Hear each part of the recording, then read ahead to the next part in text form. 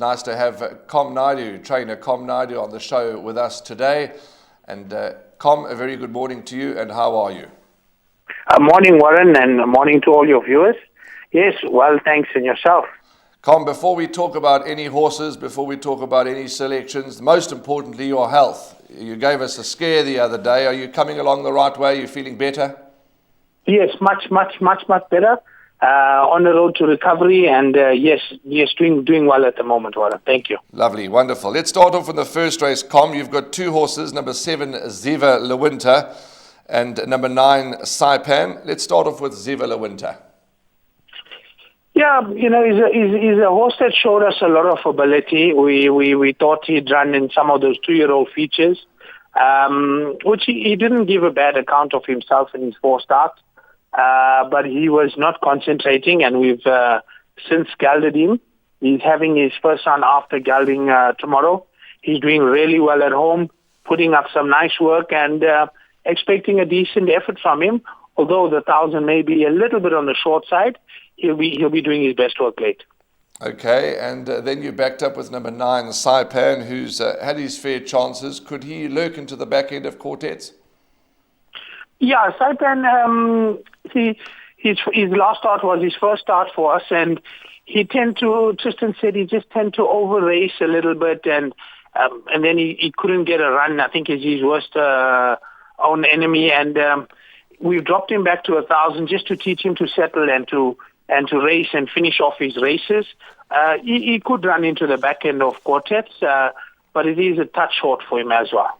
Okay, let's move along to the third race, where you've got the good old soldier, Roy's Magic. How's he doing? Although he's been 661 days since his last one, but he's more than capable of winning a race like this.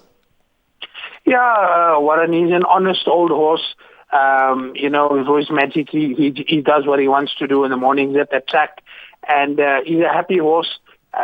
He when he puts it into the races, he seems to be there and thereabouts, just not cracking that next win. But in a field like that, I think he could win a race of that nature. His ratings come down nicely, and he must go into all your bets. Okay, thank you for that. And then you've got a bit of a break.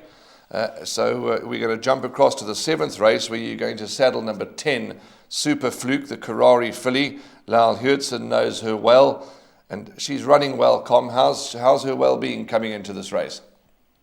Yeah, she's doing well, that filly.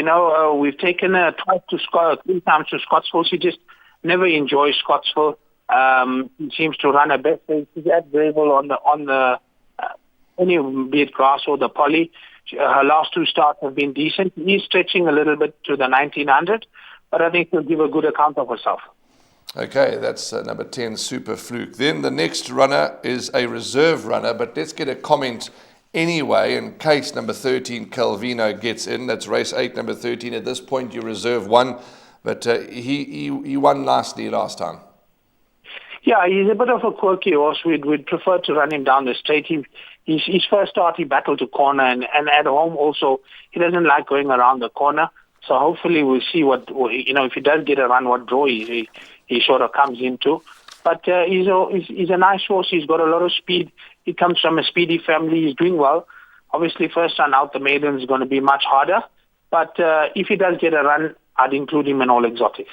Com, thank you for your time. Thank you for your feedback, and it's much appreciated. And all the best to you and the whole team. Thank you very much, Warren, and thanks for having us on your show. Cheers. Bye-bye. Bye.